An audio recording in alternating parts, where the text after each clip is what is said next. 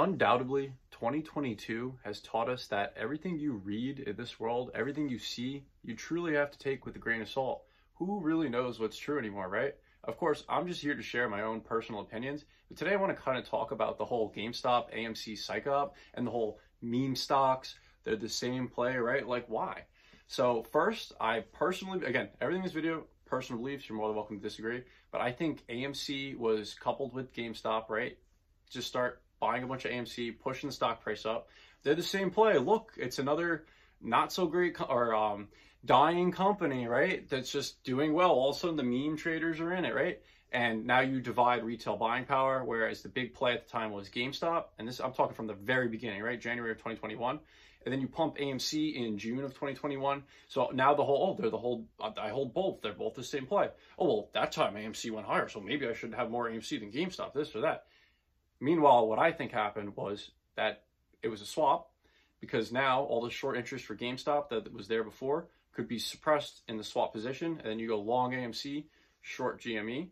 So that's possible, right? Or maybe that's where it kind of started with this whole saga, because the whole thing was, well, the retail investors would get bored. They're not actually going to hold on to GameStop stock. They're just trading it for a quick buck. They're not actually in this for the long term. Things are very, very different right now. Individuals clearly like the stock, tend to buy shares more often than options, I would say, considering what I see out there. Almost rarely do I see options now, whereas in January of 2021, it was a lot of options play, right? And that definitely had a factor in the run-up, one way or another. How you want to look at it, I'll leave that up to you. But now it's really about shares, and individuals have figured out how to withdraw from the DTC. All the shares are in the names of the brokerages. Every single share and every single brokerage is in the name of Seed & Co. for your benefit, right? It's not in your individual name, whereas DRS is a share booked, registered to your name. So that's withdrawn from the DTC. That's less from shares in the name of Seed & Co. and more in the shares of names of individuals. So beyond that, we saw a lot of shady things, a lot of random cycles the stock went through. And now suddenly, since the end of summer of 2022, almost nothing, right? Like, stock has done barely anything. We had that really brief period. If GME goes over $30, it's going to get parabolic. And then it went over $30, had a halt. A bunch of people started following options, whatever was going on, I don't really know. But what happened? Came crashing down. Oh, back to tanking. Earnings, oh, good. Oh, back to tanking, right? When we got the last earnings report. So it's the main strategy of disappoint. It's just consistent. We have to disappoint the long-term investors. And now what AMC has done, right, has gotten so bad. They've diluted their shareholders so badly. Like, it's just really unfortunate. And we're launching Ape, yay, like the preferred stock. Like, that was the biggest joke ever. And I think it was truly done on purpose to stain the name Ape, right? When people don't just think about stocks or just generally know about the situation from January of 2021, they think meme stocks, they think GameStop, they think AMC, they think all of them. This was a psyop that was created. And GameStop, AMC, same thing, right? But now it's gotten to the point where the management's teams, right? You can see the very clear difference. Ryan Cohen has fixed the balance sheet and is moving the company towards profitability. Adam Aaron, on the other hand, is driving the company into the ground. Dilution's good. Oh, actually, all this, all that, all that. He's changing what he's saying every day at this point. Give me a break. This guy's the biggest clown. He's the biggest fraud. I don't like him because from day one, he's been like, oh, well, we love the shareholders. They're so great. This and that.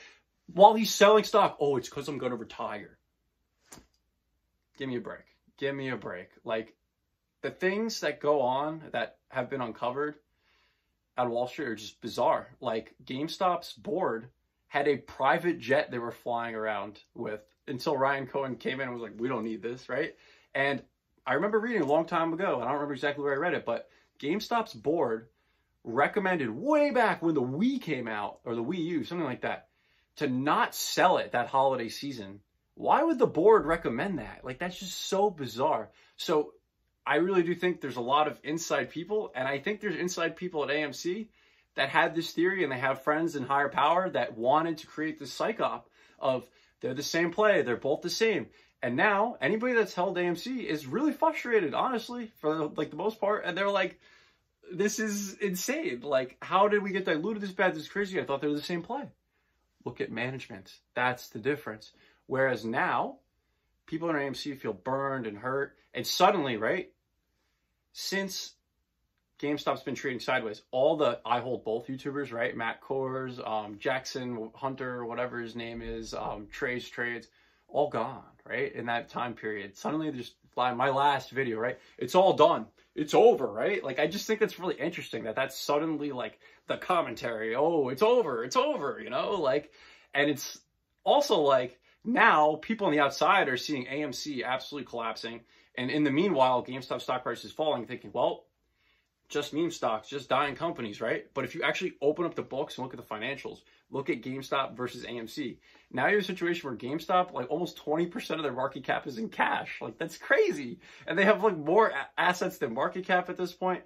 And they have strong leadership that's being compensated in shares. So there's just so many different things here that unless you really, really dissect it, it's so hard to see this. And now people on the outside are like, again, oh yeah, I was just saying that, like, oh yeah, there's meme stock bad plays, but you open it up, you look at it, it's like, okay, well, there's a huge difference here.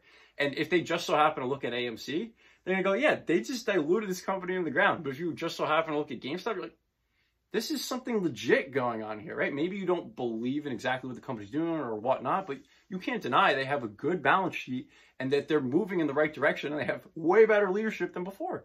And Ryan Cohen literally bought shares in December of 2020, and he's only bought shares once more since then. You know how many times he sold? 0. Look at AMC's insider sales when things were hot, right? And now suddenly they're just diluting. Like, I despise the whole, I hold both for these very reasons. But hope this made sense. Definitely quite a rant, but hope you guys all have a good night. Thanks so much for watching.